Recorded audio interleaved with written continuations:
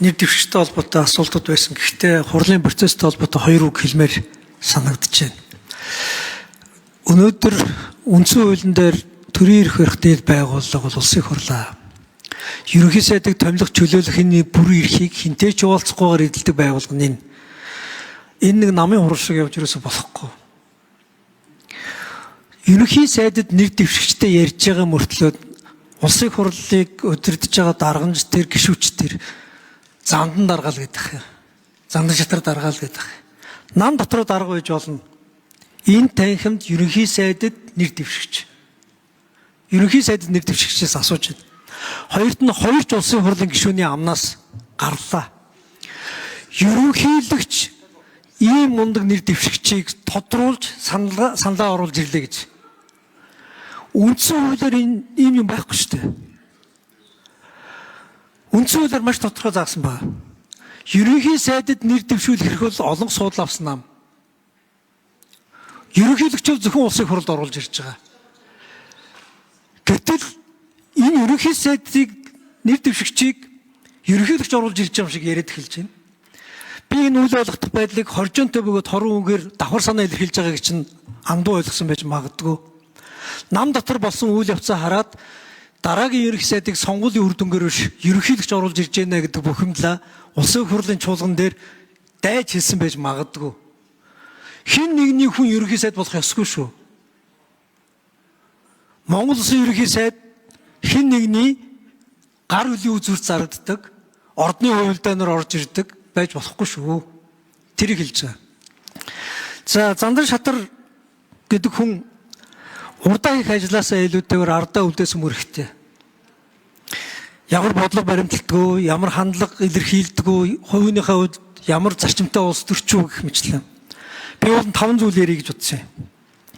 Нэгдүгüүрт нь хөрөнгө оруулагч нарт бизнесийн орчинд таагүй бодлогуудыг цөөн бусуудаа хэрэгжүүлсэн. Та бол улсын хурлын дарга багтаа засгийн газрын өмнөр орж татвар нэмнэ. Төр ашиг олдог байх ёстой. Төсвийн байгууллагууд бизнес хийх ёстой гэх мэтлэн мэдгэл хийжээсэн. Одоо ерөнхий сайд боллоо. Ийм бизнес эрхлэгчтэй халгаатай бодлого чинь бол одоо бизнес эрхлэгч таахгүй шүү.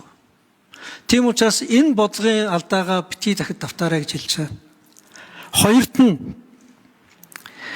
таны хандлага цэрэг айрам дуртай, зэвсгэлж хүртэл бизнес эрхлэгчтэй уурхааруу дайрч очиж байсан. Бүгд найрамд төрийн ерөнхий сайд гэдэг бол дараагаа 1 минут нэмээд асуултад. За 1 минут нэмж өгье. Бүгд найрамд төрийн ерөнхий сайд гэдэг бол иргэний тэр дундаа бүр иргэний дотроо иргэний байгууллагын төлөө зүтгэдэг тийм хүний хэлдэг юм аа. Та их хурлын дарга багтаа ёсолж исэн. Тэрийг би шүмжилж исэн. Нийтийн танхимын буюу төлөөллийн танхимын спикер цэргийн аашааг гаргаж ирээсэ болохгүй. Зэвсгэлж бизнес рүүгээ дайрч болохгүй.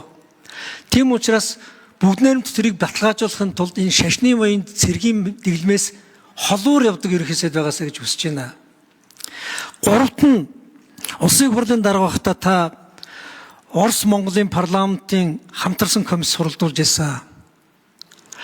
Парламент ийм системд орж ирээсэ болохгүй. Одоо засгийн газрын тэргүүн боллоо. Монгол улсын засгийн газар тусгаар тогтносон улсын засгийн газар болсон шүү. Хажуу хаврынхаа улсад наалдж ирээсэ болохгүй шүү. Төвийг сагсан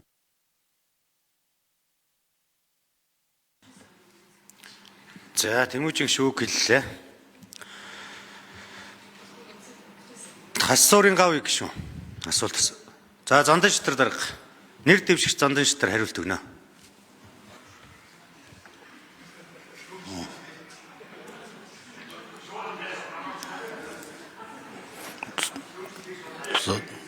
За гişиг Дэмбэрлийн Тэмүүжин гişүний асуултанд хариулъя. Ер нь мөргүү хүн гэж байдгүй л дээ. Ер нь хөрөнгө оруулагчдын эрхшгийг хамгаалахын төлөө явж ирснийг хөрөнгө оруулагчид нь бол мэдээд хэмжээд байдیں۔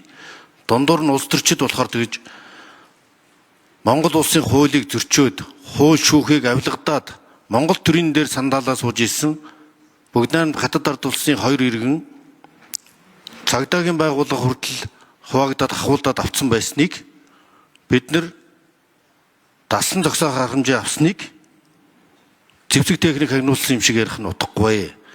Би харин цэргийн бэлтгэл хийж буудлагын клуб ажиллуулж цэрэг дайнд бэлтгэсэн аль нэг хөрш улс руугаа ч юм уу шүүмжилсэн тийм бодлого явуулахыг дипломат хүний хувьд ч тэр эсэргүүцдэг.